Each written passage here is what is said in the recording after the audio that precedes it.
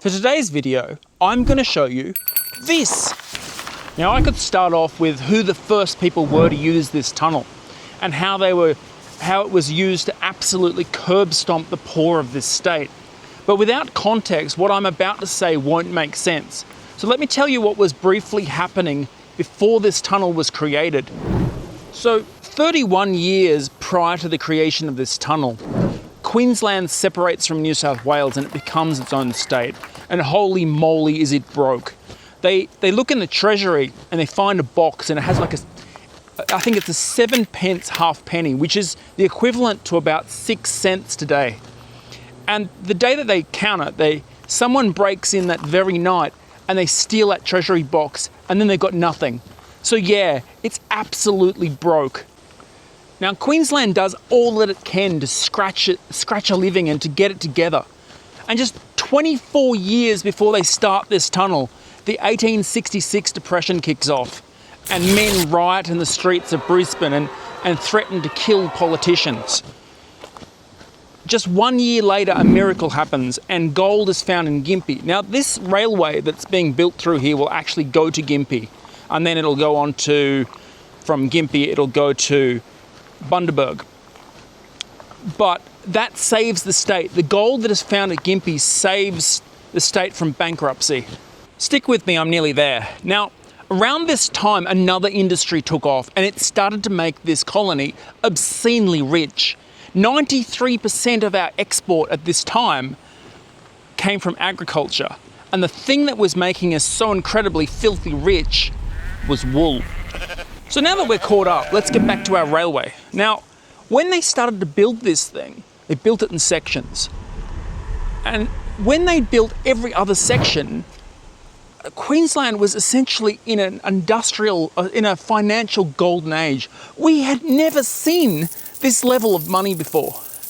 But when they started to build this tunnel, shit hit the fan. See, what happened was one of Britain's major banks went under. And then suddenly they couldn't afford our wool prices anymore. So we were overstocked with a product that was now worthless. So sometime in the time when they're building this tunnel, the government does something unbelievably arrogant and stupid and downright evil. It says, in order for us to mitigate our losses, we give wealthy farmers the full right to reduce the wages of the shearers, and we give you the full right to make their working conditions that are already awful even more awful than they already are, and you can withhold their pay for any reason you should desire. This tunnel is finished officially on the 1st of January 1891, meaning that all of this railway links up together.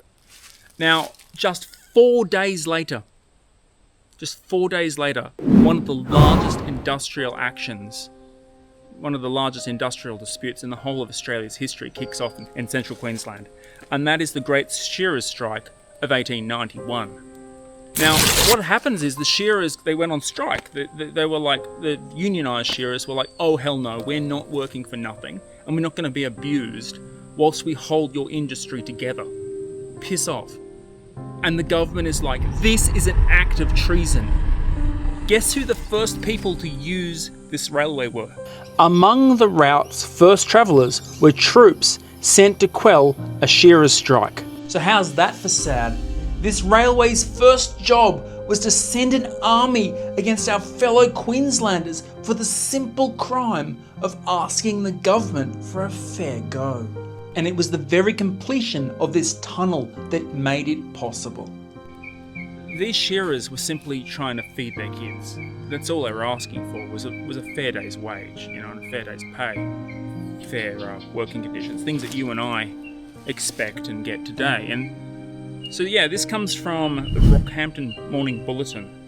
Let me read it. There are 212 officers and men now on their way from the south. Colonel French, the Commandant of Queensland Defence Force, accompanied by Captain Ayton, formerly of 91st Highlanders, and now adjutant of Queensland Volunteers, and Dr Thompson, Principal Medical Officer of Queensland, and 115 men of the 1st Queensland Regiment, and the Queensland Volunteer Rifles, Brisbane Field Battery, and a Gatling gun and one field piece left Brisbane on Wednesday by special train and arrived at Gympie the same night, travelled thence to Bundaberg. Anyway, let's go and have a look at a tunnel. Now, something I would really recommend if you come here is Errogard. This place is absolutely chock-a-block with mozzies, particularly if you come in the evening like I have. Now, this tunnel is actually quite spacious, so you probably won't struggle with claustrophobia because it's about 4 metres high and a bit over that wide and around 93 metres long, and it sort of curves off to the side. Now, according to my research, they've catalogued graffiti in here as early as 1910, though I suspect what you can see here is a wee bit more modern. Another cool thing about it is, see if I can find one, is that there's bats in here. Let's see if we can find some. Oh, there's one. See it? They stick to the roof. And more. Microbats. Pretty cool.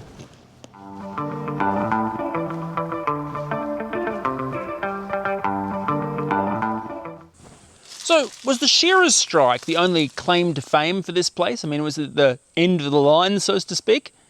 Well, no. See, actually 1891, this was the last section, right? But afterwards, it continued to be seeing quite a lot of use. So in 1921, they were like, we could make more money if we made this rather pretty area a national park. So Dularcha National Park was gazetted then.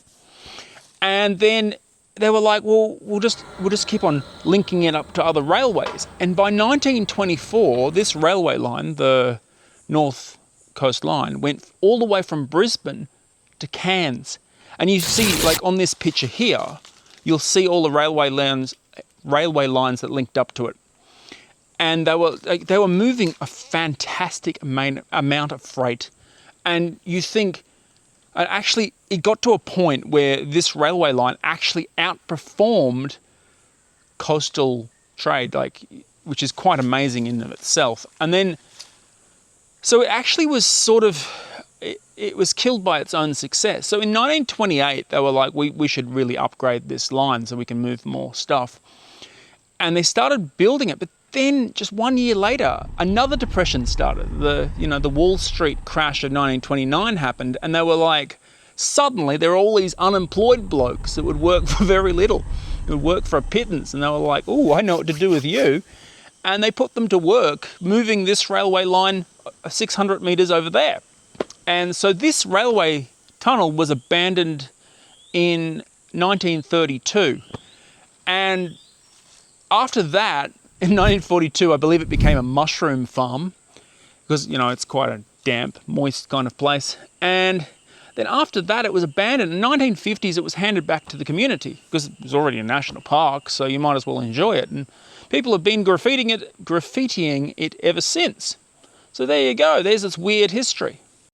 Now, there's a bit of a trick to getting here, and that's not to type in Dularcha National Park into Google Maps. Otherwise, it'll lead you to the middle of nowhere. And you'll get to a sign that will say this. Instead, you want to type in Dularcha National Park car park, and it's the one at the end of Beach Road and Cunningham Avenue that is the closest to Brisbane. From here, it's a pretty easy, flat 2.5 kilometre walk to the tunnel. Anyway, if you like this video, please like, share and subscribe. Cheers! Thanks.